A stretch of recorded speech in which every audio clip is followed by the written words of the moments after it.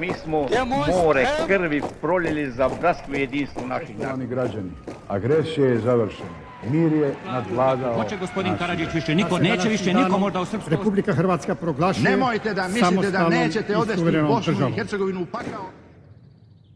Hello, listeners. This is Balkan Chronicles, and this is me talking to you, Jakub Horvat. It's a strange language that I'm using. This is the first time we are actually doing an English-speaking interview, but we couldn't miss this opportunity. We have a fantastic guest with us today, and he's going to talk about a very current topic which is happening in our region, the Western Balkans. So let's have him. His name is Filip Ilanković. Filip, please introduce yourself. You know yourself much better than I do.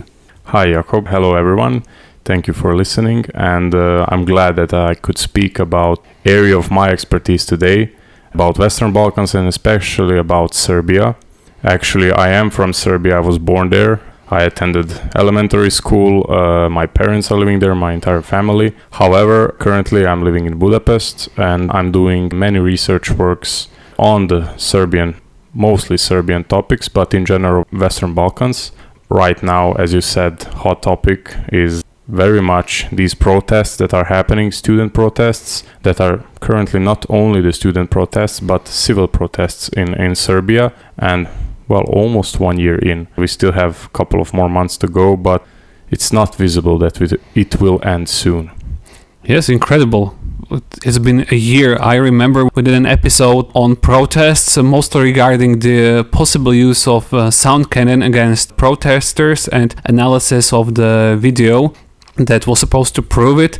But yeah, incredible. Almost 1 year in protest. I think they are getting a bit smaller but hotter. We can see attacks against Serbian Progressive Party's headquarters, like regional headquarters, protesters blocking roads, and also our Slovak listeners know it very well. These incidents happen all over. Also in Vojvodine, there is a Slovak minority living there in Petrovac, and while they were showing pictures from the protests during a cultural event, members of the Serbian Progressive Party came there and tore down their exhibition, and there was some shuffling around.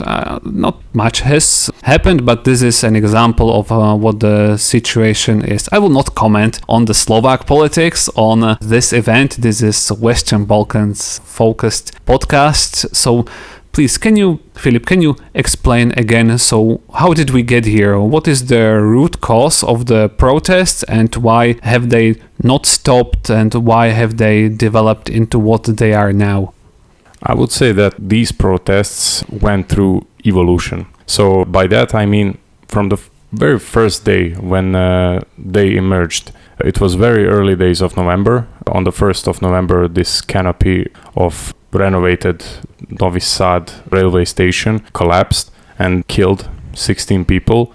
And from very first day, people thought that this was part of something bigger, part of someone's corruption. And this someone obviously is the government, because government often negotiating with the investors, attracting investors and praising itself on this matter. So people just thought, okay, this is the government's fault, nothing else. And from very first days, I think it was on November the 3rd, the first bigger protests that started. And actually, what is different about these protests and protests in previous years, because in researches I saw that almost every year you have protests in Serbia, and usually there are mass protests. So a lot of people, tens of thousands of people go on the streets. However, it's usually centralized, it's Belgrade focused, and it's not so organized, so it's spontaneous. These protests are different. So from the day one, students took action in their hands. So they were much proactive, and one of the first universities that was under blockade was in Novi Sad, and then in Belgrade, and then it spread to other towns and cities in Serbia. these universities, it's very different than other protests because these universities are the cornerstone of education, of higher education in Serbia, and it's very much important long-term speaking. So if the students block it, there can be no higher education, and one entire generation of young people feels the change. So something has changed, something is happening. Before, in Serbia, there was this public sentiment that nothing is changing. Everything just stays the same. Okay, we have protests here and there. We have maybe something burning on the streets, some clashes between police and citizens. However, nothing changed. Here, I can freely say from the November until now in August, much has changed because young people felt this radical change. They couldn't participate in everyday university activities, they couldn't pass exams, they couldn't graduate. So if we ask the government, they will say this year is lost to the young people. If we ask students in general, the organized students that are participating in a protest from the day one, they would say this is worth it because now we have opened eyes to many of the people. Well, I can agree that they opened eyes because in the beginning of these protests, it was only student protests. Now, in past couple of months, it has evolved into more civil protests. So not only the students, but various organizations, various different age groups started participating in these protests every day. And what kind of form do these protests take? Is it a blocking of institutions, blocking of roads, or blocking of government? What is the form? I know there were a couple of big meetings, like blocking of Belgrade, like people pouring to Belgrade and blocking everything, or protesting in front of universities, or I think the state television. Yes. Also the state television, but they were also blocking major crossroads, highways, universities, of course, government buildings, ministry buildings, National Assembly in front of the president's office. So actually it was all in one. Cannot say that it wasn't well organized. It was because the students were organizing these blockades in their universities because basically they were living there 24/7 and they had time to discuss it and to organize it. And they have a very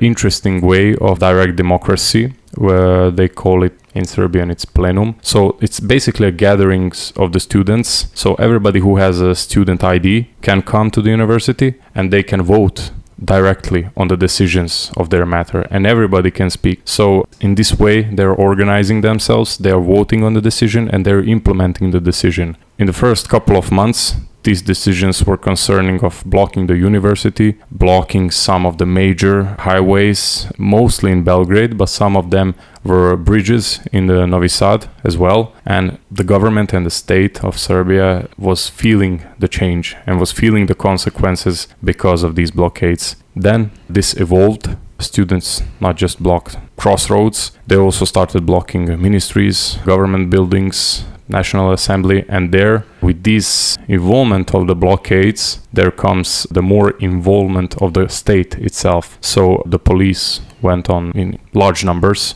on the streets to defend the constitution and the state, as the government says, and the freedom of movement for all citizens. However, in the first couple of months until the March of 15, when these huge protests happened in Belgrade, basically until the March of 15th, students had big support in public opinion, according to the public opinion polls, and the protests were at their peak on March 15. That's why a couple of hundreds of thousands of people gathered in one place in Belgrade, because they believed in this student movement and in student leadership and in this form of direct democracy. Later, as you said, they got a bit smaller, these protests, but hotter. But I hope that we will get there in following conversation. I don't want to spoil everything in the beginning. Yes, were the protests ever violent? I know there were incidents where the protesters were hit by cars. My opinion was, I mean, I'm really an outsider, but my opinion was that these were isolated cases that, yeah, people are blocking cars who want to get somewhere, and people, well, they heated up, over this argument, and, well, someone has really decided to run someone else by the car. So it was not some on-purpose assault by car, by government or something. I put it down to individual situation. What is your take? Yes, I would say that you're definitely right. These were individual cases. It was not organized by the government, obviously. However, these cases got very frequent, and there was this suspicion that because everybody listens to the government, their voters, which is majority of the country, and they just think it's okay to do that. Because the government said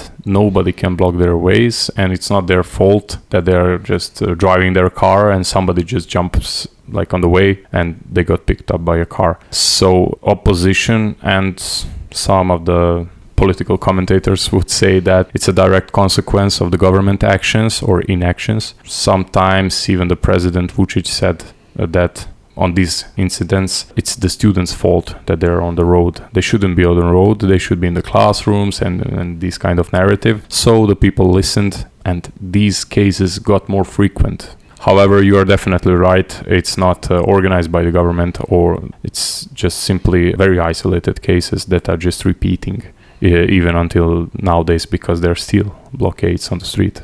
Well, if we take a look at this from this angle, it has been almost a year, hundreds of thousands of people protesting, and I don't think there has been a casualty so far, except the first moment, the collapse of the canopy of the train station. I don't think there was a casualty stemming from the protests, so I think the police are holding back.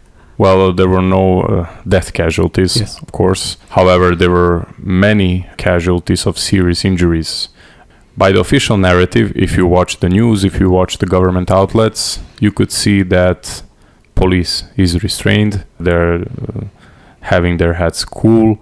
Basically, nothing is happening. They're professional. However, if you look on the other side, if you look opposition-oriented media outlets that are recording on the very street what's happening, you could see that sometimes police is very much brutal and overreacting, especially in the last couple of days when these protests fueled up.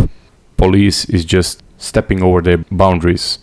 Nowadays we could see it because everybody has social media, everybody has smartphones, they can record things, and there were many incidents reported that there was police brutality that took place. Government narrative is that it's justified because lives of the policemen were endangered.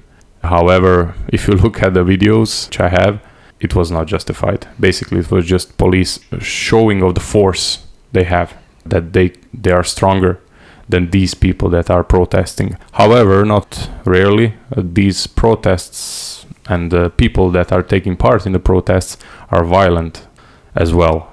Some would say that these are the students that are violent.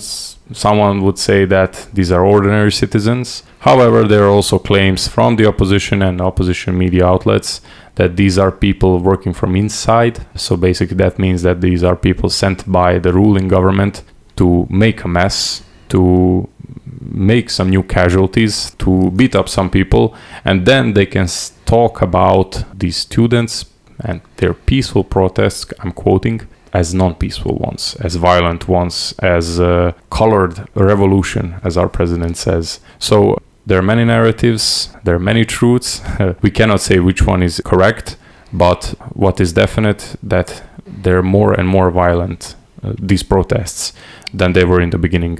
And why? Do you have an idea that what changed? I would say the factor of time plays a role here. So since the November until now, it's a very long time, and some people are just bored of this, and they're just sick of this, and they travel every day to work, and they see blockade on the street, and they just, even if on the beginning they supported the students, nowadays they just don't like it. They just had enough. And governments, Serbian Progressive Party with its coalition partners, they just want to play along. They just want to get some new votes, and they're using this situation in their advantage. You mentioned SNS, the Serbian Progressive Party, Srpska napredna stranka, I believe. Yes. So what is the current politics of Serbia? Who are the coalition partners? Because Vučić, he is the president. He officially doesn't hold any executive power. He's symbolic but very powerful nonetheless because he is the head of the ruling party. So what are the politics like? Correction, he's not the head of the ruling party. He was. Oh, I'm sorry. However, he resigned a couple of years ago because it's against the Serbian constitution, which was violated basically every day since he stepped on the duty in 2017. So the president of the party cannot be the president of the state under the Serbian constitution. Constitution says that this person should be non-party member. However, obviously that's not the case, and many said that this was a mistake for the president to be a party member. So President Vučić resigned as party president last year, if I think correct, and currently Miloš Vučević is a party president. Aleksandar Vučić is just a party member. However, that's official. Unofficial, and what we can see from basically everyday occurrences is that President Vučić has both the executive, legislative and judiciary power in their back pocket basically. He has this cult of personality which he built over the years, that he as a figure is irreplaceable, that if anybody comes after him, Serbia will become a failed state. Well, people are buying this story. So if you observe all of the elections, there's always Aleksandar Vučić as the main figure behind the SNS party. So if you remove him, there were many speculations by political commentators and experts in Serbian media. If you just remove Aleksandar Vučić from the SNS party couldn't win any election. So it's very important that Vučić stays within the party, and also party members know that. However, there are many internal clashes within that party, especially in last year, I would say. Because of these events, many of the party members are afraid. Well, why? The time will tell, and hopefully judiciary and prosecutor's office, because there were many allegations of party members taking part in corruption scandals, but everything is unofficial. Prosecutor's office is very passive in that way if they have to prosecute SNS party members. However, past couple of days, this situation drastically changed because two of the former ministers were arrested again. It's Tomislav Momirović, he was Minister of Construction, and also Goran Vesić, he was also Minister of Construction. However, right now as we are speaking, Goran Vesić is having his second surgery. He's not in the jail actually, which again Serbian people don't believe in. They think this is another invented story by the government. And actually Tomislav Momirović, another former minister, he's in a, home jail. So he is not in the jail anymore, but under home supervision. Yes, I think there was some specific political fallout from the protests. The construction minister was dismissed from his post. He resigned. Yes. Voluntarily, yes. Yes, under quotation marks. Yes. And there was a shake-up on the position of the PM. We have a new prime minister in Serbia. However, as we have discussed, PM has de facto very little power. Even the previous PM, Brnabić, now she's the Speaker of the Parliament. She was mainly copy-paste Vučić's politics and his same as now. Speeches. Same as now. If you observe statements from the politicians, we like to say that what Vučić says in the morning, everybody repeats in the afternoon. Previous government of Miloš Vučević resigned for very different reasons than Goran Vesić did. So Goran Vesić was construction minister until the fall of the canopy of the railway station, and he resigned a couple of days later, I think 4 days later, if I'm not mistaken, under the pressure, of course. However, Miloš Vučević, as a prime minister, he resigned.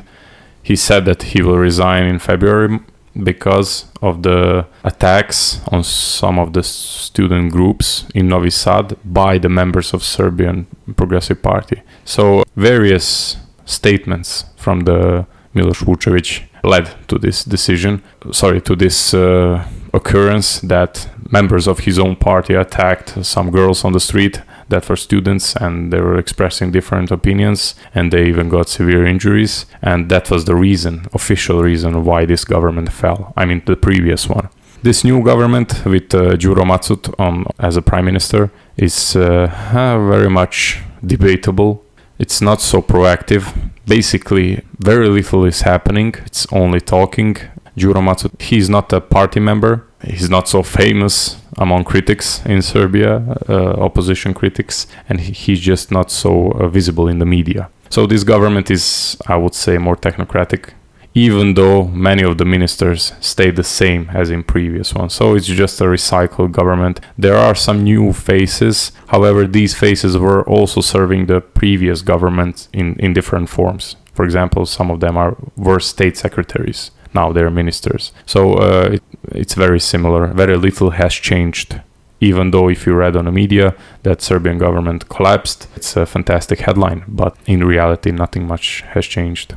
And what would need to change for the protests to either quiet down or cease, or to reach some successful conclusion on behalf of the protesters? So what do they want? Well, on the beginning, it was a different story. On the beginning, there were simple requests by the protesters, by the students alone. And these were mainly concerning about publishing all the necessary documents on the renovation of the Novi Sad railway station. So basically what led to this unfortunate event, because the main suspicion was corruption.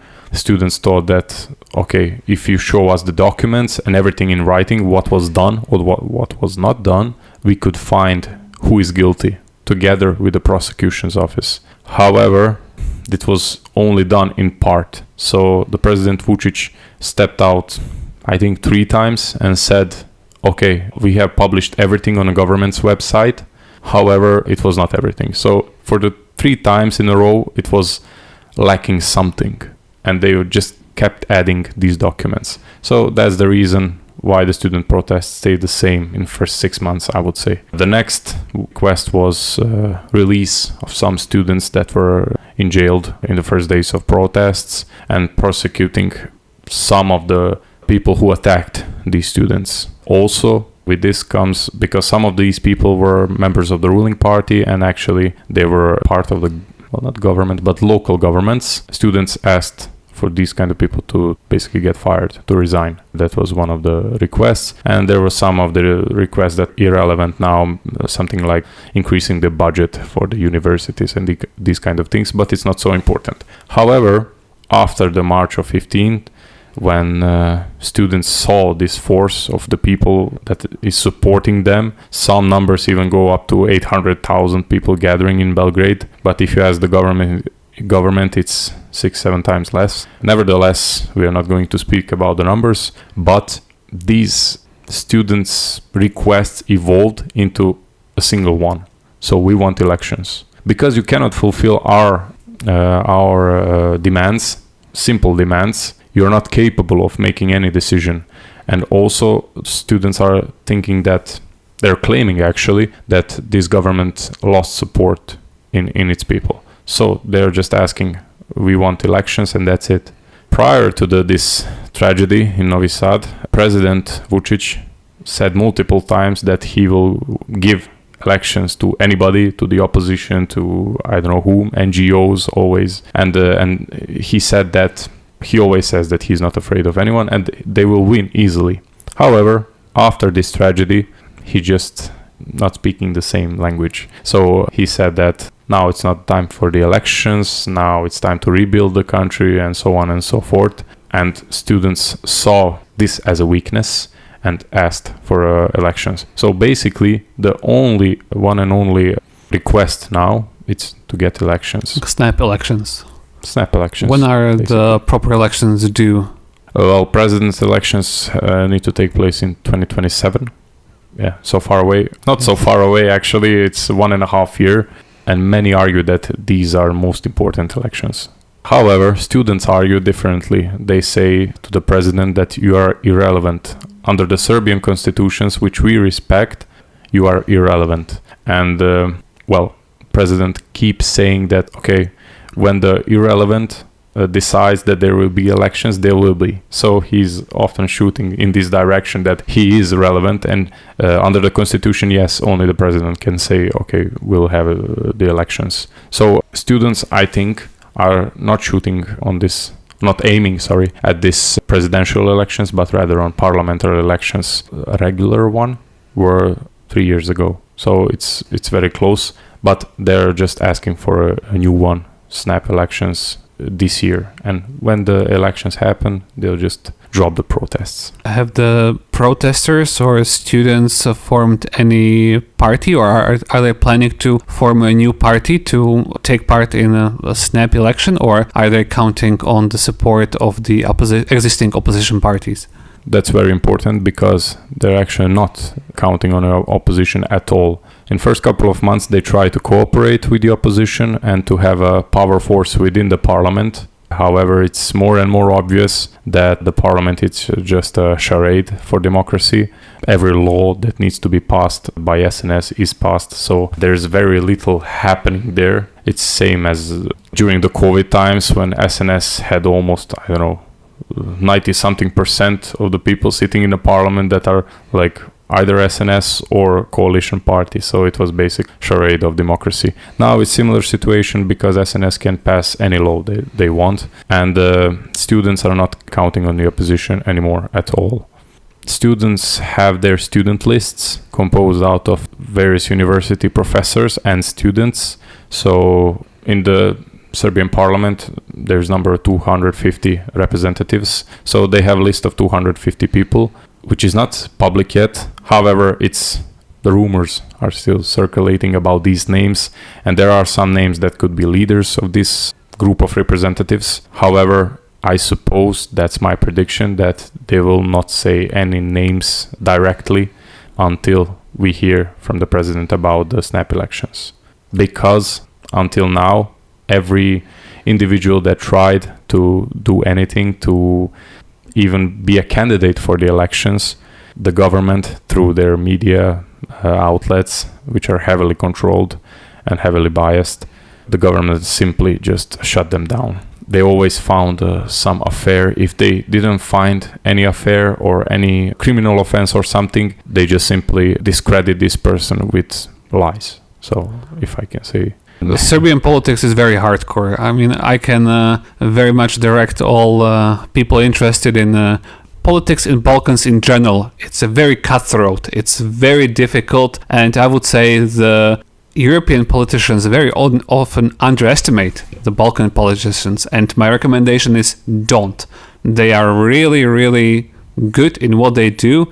I mean, I wouldn't say they're good people, but they're good and very difficult politicians to deal with, and they can get things done their way and not play nice. Definitely, if you look at current government structure and the power structure, not only the government, because it's only reflecting the executive power, but also legislative power, also the presidential figure, these are all veterans of the politics. So they're dealing with the politics in past 30 years.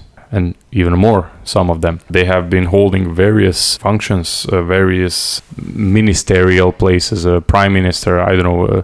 If you look at Vučić coalition partner Ivica Dačić, he's the leader of the SPS, Socialist Party of Serbia, which is, daughter party of former communist regime, and Slobodan Milošević, consequently. If you look at this guy, he's still one of the top players in the Serbian high politics. So he was interior minister twice. He was foreign minister. He was prime minister. So incredibly, Šešelj is still in politics. I mean, his Serbian Radical Party. I mean, it's not a major party, but it still plays its part even nowadays. I mean, 30 years in since the civil war. Yes, and he's quite extremist, and his party has extremist stances. So it's quite radical refreshing. Party. Yes, radical, very much radical. In name and in action. Yes. But actually this party is not so significant because they're not in the parliament. But they have their own supporting base, and they're always supporting the ones who are in the power. So in past 13 years, it's SNS, and they're definitely a smaller party that can do their dirty work in the media, especially. So usually spreading disinformation. And these kind of smaller extremist parties, there are many more within Serbian politics. So, for example, there is this, I don't know how to translate, but they're also like nationalists. For example, Miša Vacić. If you listen or read his statements, it's often nonsense. But still, they have their own voting base. And if you ask someone, they're still doing their job, doing the dirty job of the SNS. SNS cannot do these kind of things, cannot talk these kind of nonsenses, because they will lose their voting base. And that's exactly what differentiates extremism from the SNS. Yeah, so I mean, SNS has done, I don't know if the unthinkable, but I mean, they have turned political pluralism into non-pluralism while keeping many parties in the government somehow. It simply said a monopoly. Yes. So they have monopoly over Serbian politics, yes. And it was carefully built over the years. When I hear oppositioners in Serbia speaking that, oh, this evil regime lasts for past 13 years, well, that's not true. So SNS won the elections in 2012, yes, but it was on shaky legs. SNS couldn't, still Democratic Party at that time had more representatives. However, with the coalition partners, with Ivica Dačić that I mentioned, he cross-checked Democratic Party and he joined the SNS in the coalition. In these shaky legs, SNS managed to get some political powers until 2014. From 2014, when Vučić became prime minister, and there were some, I'm not going to dwell too much into Serbian politics, but there were some domestic, beneficiary events for the Vučić that basically exploded his rating approvals. That's when he actually started to consolidate his power in 2014, and it went on until 2017 when he became a president. So SNS just kept evolving since then. And as I said, every year there were protests, even from very beginnings, against the SNS. But still, nowadays SNS is really strong, but they have their own doubts even in themselves. So nobody knows what can happen if there were elections. There were some public opinion polls that are regarded as biased, as non-accurate, that still SNS is the largest party if we look at people's support. However, if you observe the other claims of the other side, it's very much different. Serbia these days is very polarized. So there are two sides. If you are supporting Vučić, well, you are his. If you are not, then you're on the other side. Same with the other side. So if you are supporting the students, you're good. If you're not supporting the students, but you're in between, okay, you're supporting Vučić. So they try to depict everything as straightforward. However, everything is very complicated. Yes, indeed. And I mean, we cover protests to 2025. I mean, but there were protests in 2024, and even before then, there were 2 rounds of anti-lithium mining protests. And I mean, Serbia has really gotten used to going into the street and expressing their opinion, don't they? Yes, I think Serbia is starting to look like a France, something like that. I mean, they have my heart, that respect. I mean, if people, it's one of the important part of democracy. Democracy is that people can express their opinion in a form of protest. Yes, definitely. However, the case in Serbia is a bit different, because some would say that, okay, the protests are huge, they are happening every year, public opinion polls are, falling for the ruling party and these kind of things. However, still, if you look at election results, SNS won them all. It's very strange. Many would argue that there were many election frauds, that's impossible to win under these circumstances against Vučić's party. But we have to see what will happen in the next following months. I did a couple of election observation missions in Bosnia. The official statement of the OBSE organization that there were irregularities. I mean, primary one was that the playing field was not equal for all players, but SNS has still won. I mean, the effect was not that major, we can say, but some things would have to change legally and structurally, because if, for example, Serbs in Bosnia, they hold dual citizenship, also Serbian one, that's hundreds of thousands of voters. So that's up to every country and their system to decide, because you can misuse that very easily and quickly. Yes, definitely. And that's main characteristics for local elections, actually, because there were numerous cases of people coming from Bosnia and Herzegovina to Serbia, reporting that they live on the address, for example, in Belgrade, in one neighborhood, and they vote on the local elections, but they don't actually live there. And these are electoral frauds that are very frequent. It's not a fraud if it's a loophole in the law. It's a loophole because it should be done that way, so the municipality keeps record of its citizens, the movement of recording their permanent address at one place, and it's up to the local bureaucracy and municipalities to keep track. You need to have a solid registry if you want to hold solid election. Definitely. You need to do that. Otherwise, there will be irregularities all the time. Yes, I mean, this is just one of the problems that Serbian elections are facing. And actually, the opposition, previous elections, they argued that they would boycott the elections if there are no, electoral satisfactory conditions. So if we don't have proper conditions to have elections, we shouldn't have elections. Basically, that's it. And the byproduct of that was, as I previously mentioned, 90-something% of the SNS is sitting in the parliament. So opposition tried that, they failed. The opposition parties, it was elections in 2020 during COVID, and these opposition parties that wanted to participate in the elections, they still haven't passed the census. So it was a major disaster. I think the opposition parties, because they're still political entities, students are not political entities. It's very important to say that. Opposition parties, I think they just go with the flow. They saw that basically it's impossible to change the system, and that opposition has to win with these conditions that they have. So it's media representation, which is significantly less within the opposition parties than with the ruling parties. Also, these kind of things that we mentioned, this change of address, dual citizens, buying the votes, intimidation,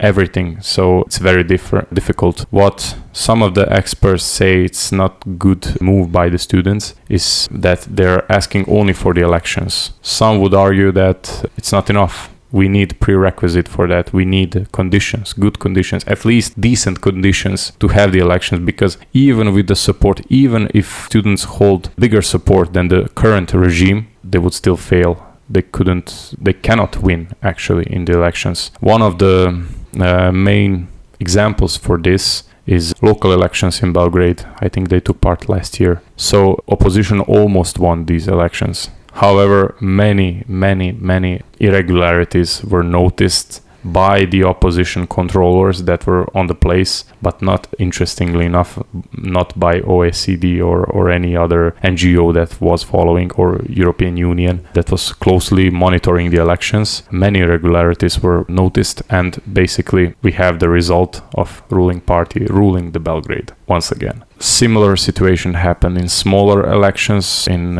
Kosjerić and in Zaječar this year. There was small margin of SNS winning the elections. However, many of the people, it's like small villages of 10,000 people.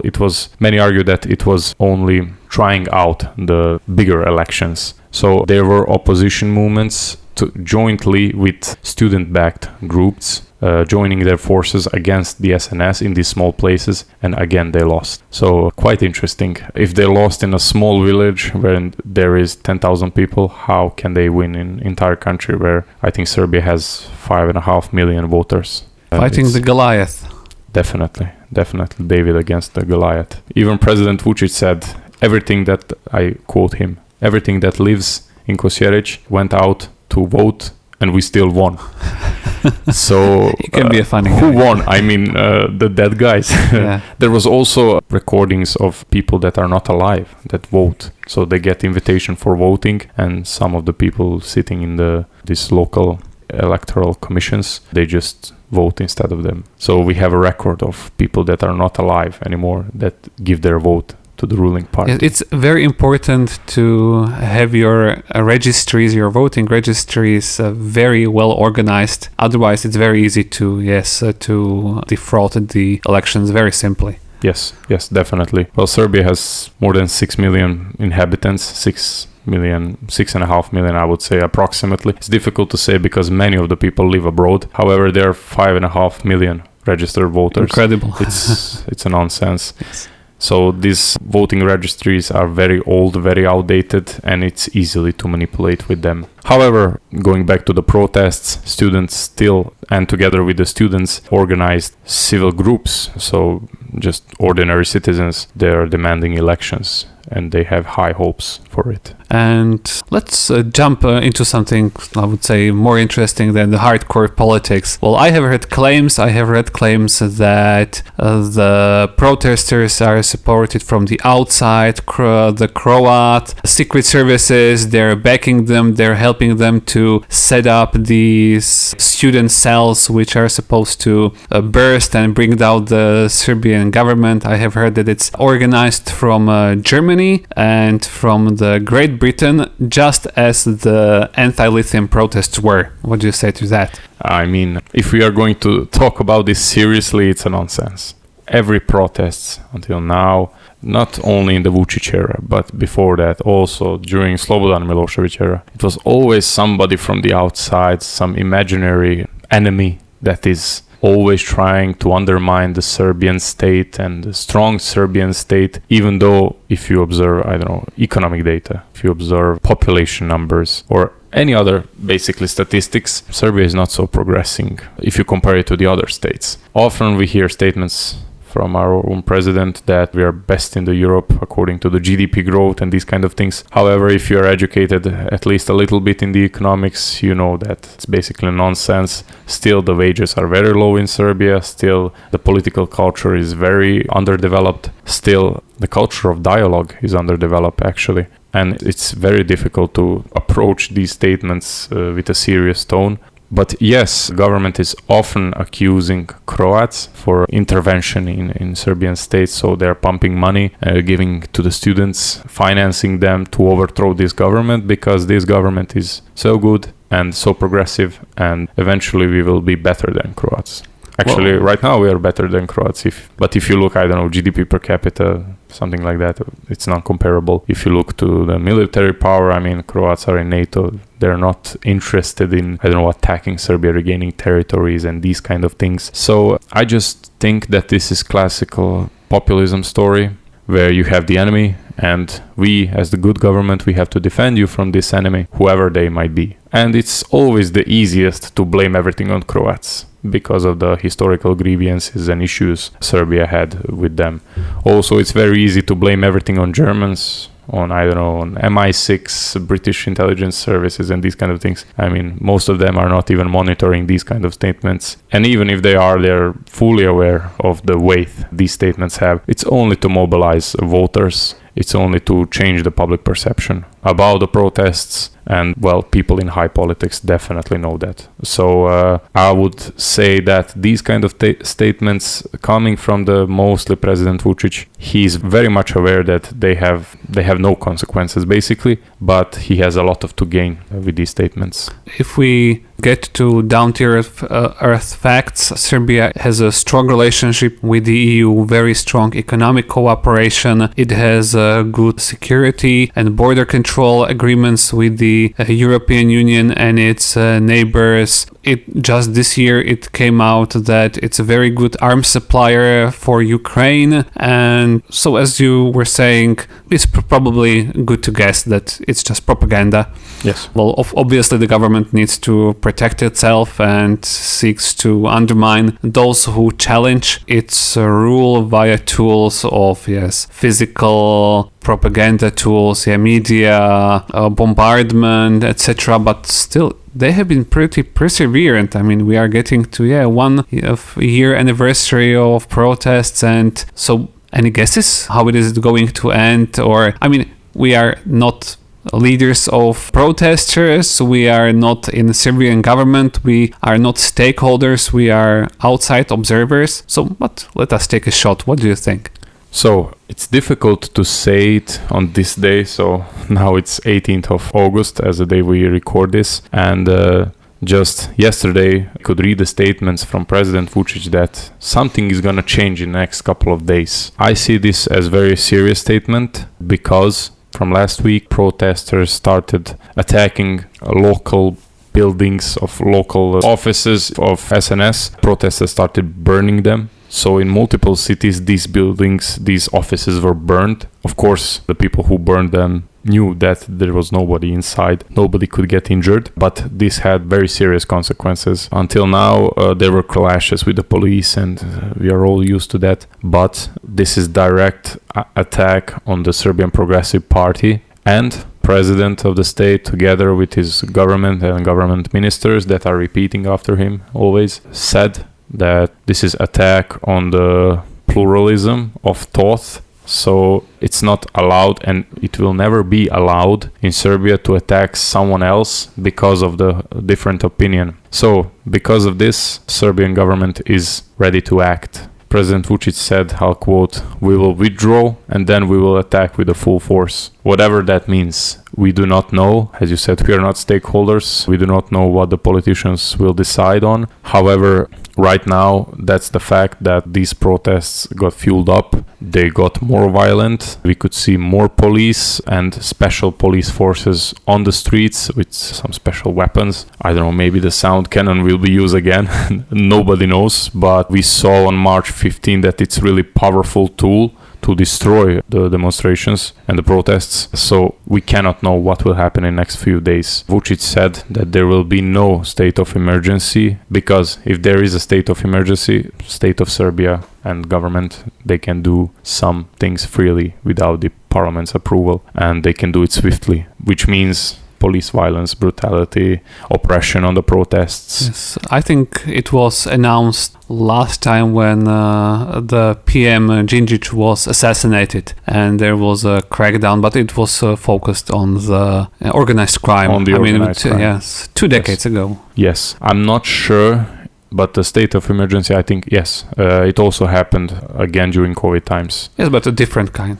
Different kind, yes, but still, there were also violent protests during COVID, during the very beginning of the COVID, and they were oppressed by the police. I mean, they were short-lasting, not as near as this one, serious, but it happened, and the government has this tool, they can use it, but Vučić publicly said that they will not use it. They have enough legal means to basically arrest everyone that is a threat to a constitutional order and everybody who would like to do a coup d'etat, I don't know. So they're planning to do something. There is a possibility if they choose violence, if government chooses violence, more violent approach, it can backlash. So it happened multiple times. Actually, during these protests, it happens almost always. So after the March 15, after this sound cannon attack, it just sparked more controversy and more mobilization of thought in the people against the government. True, these kind of numbers were never seen again. There was one more massive protest on Vidovdan on 28th of June in Belgrade, but it was a bit smaller. It was still very significant in numbers, but it was smaller than March of 15. So if I had to guess, something will happen, and it will only speed up the things in which direction this is going. So if it's going to be good for the government, it's going to speed up their benefits. If it's not, well, it's going to speed up the student benefits. That's my guess. I'm usually slow to criticize Serbia. I was a diplomat. My area expertise was India and Western Balkans, quite an interesting combination. And I know there's a very good discussion going on in the background, and Serbia it's part of the core of European society. And Serbia has always been there, and the modern Serbian state past Yugoslavia has been a great partner. And I always imagined it to be part of the EU or a very good partner with the EU, and I respect that Serbia has never in the new Serbia has not gone to war with its neighbors and has not yet used its full force against the protesters, even though it's turning violent. I think the students should get some leaders and think it through, that yes, the protests have led them somewhere, but there should not be a revolution. There should be a political solution to the problem, because it's their internal politics. It's politics of people talking to people, discussing common issues, not one part of society fighting against another part of society. that's a conflict in brewing, and that is not what anyone wants, I guess. So I believe these two sides will find some language to speak, some people who would discuss the common path of Serbia, because it's a great country. I have it in my heart, and I hope it will turn out for the best and very soon. I'm being very optimistic. Yeah, very optimistic. Yes. I have seen in past and also in present, they can be flexible. I mean, it's politicians. They can be very flexible. What do they have to lose? They have to lose some power.